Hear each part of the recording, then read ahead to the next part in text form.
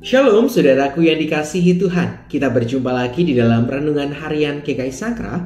Tepat pada hari ini, hari Jumat tanggal 12 Juli 2024. Mari saudara, dimanapun saat ini saudara berada, mari kita datang kepada Tuhan, memohon hikmat dan bersyukur untuk segala berkat yang telah kita terima.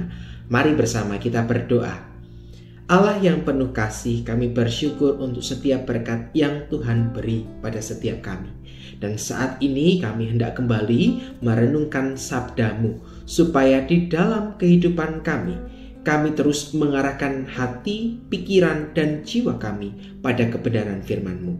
Berfirmanlah ya Tuhan, sebab setiap kami saat ini sudah siap untuk mendengarkannya.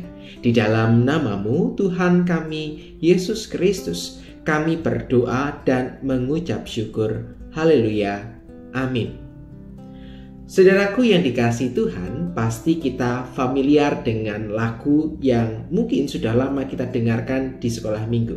Lagunya berkata demikian: hati-hati gunakan mulutmu, hati-hati gunakan mulutmu, karena Bapa di surga melihat ke bawah. Hati-hati gunakan mulutmu.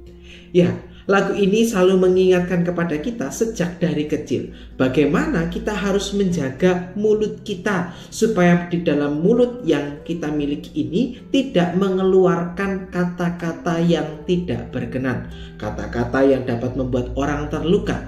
Maka kita juga mendengar ada sebuah pepatah yang mengatakan bahwa mulutmu itu adalah harimaumu. Mengapa pepatah ini mengingatkan kepada kita? Karena seringkali tanpa kita sadari, kita tidak dapat mengontrol mulut kita. Oleh karena hati kita yang begitu panas, kita sudah kadung jengkel, kadung marah, sehingga hati kita memberikan respon kepada otak dan mengeluarkan kata-kata lewat mulut, tanpa kemudian kita menyaringnya terlebih dahulu, tanpa kita sadari. Amarah itu menuntun kita kepada kata-kata yang tidak tepat, kata-kata yang justru melukai. Tetapi kita diingatkan dalam firman Tuhan yang juga tertulis di dalam Kolose pasal yang keempat, ayatnya yang kelima dan ayat yang keenam. Demikian firman Tuhan: hiduplah dengan penuh hikmat terhadap orang-orang luar, pergunakanlah waktu yang ada. Hendaklah kata-katamu senantiasa penuh kasih, jangan hambar, sehingga kamu tahu bagaimana kamu harus memberi jawab kepada setiap orang. Nah, saudaraku yang dikasihi Tuhan, pada bagian ini Paulus mengingatkan kepada jemaat di Kolose di dalam penulisan terakhir di dalam surat ini. Sekali lagi, tulisan ini bertujuan untuk membimbing umat di Kolose untuk hidup seturut dengan kehendak Tuhan. Paulus menyadari bahwa akan terjadi banyak gesekan, ada banyak konflik ketika mereka hidup di dalam perbedaan. Tetapi kemudian dalam bagian ini Paulus mengingatkan kepada jemaat Kolose supaya mereka menjaga betul mulutnya, karena dari mulut itu dapat membuat permasalahan. Maka dalam bagian yang kelima kita mendapati bahwa Paulus mengajak kepada setiap orang kala itu untuk hidup dengan penuh hikmat, sehingga hikmat itu menuntun kita, mengajak setiap kita untuk mempergunakan mulut kita dengan bijaksana. Itu artinya kita mempertimbangkan segala sesuatu sebelum kemudian kita melakukan. Sehingga ketika kita mau berkata-kata, kita harus mempertimbangkan dulu. Ya mungkin kita emosi, ya mungkin kita kecewa, ya mungkin kita terluka.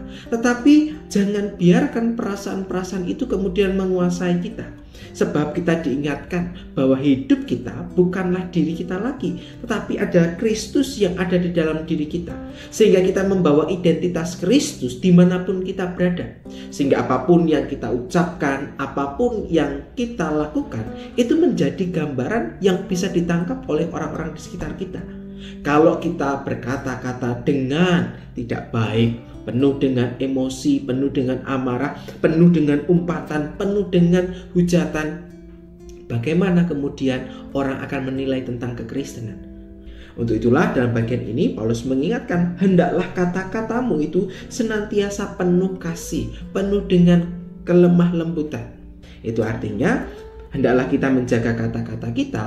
Itu bukan berarti kemudian selalu lemah lembut, sehingga kemudian ketika ada orang yang bersalah kita tidak menegurnya, kita tidak mengingatkannya. Tidak demikian.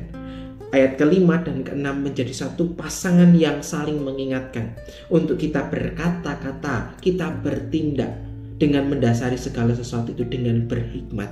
Artinya kita bisa memilih tindakan kita dengan kita mempertimbangkan segala sesuatunya sebelum semuanya itu keluar.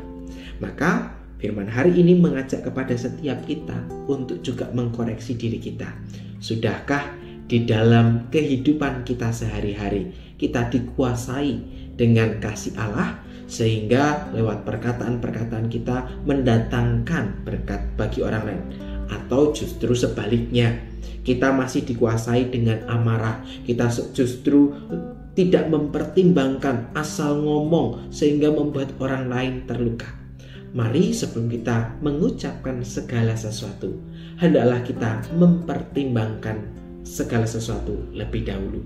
Mari kita juga menegur orang-orang, tetapi kita juga tidak lupa untuk menyatakan kasih kepada orang-orang di sekitar kita.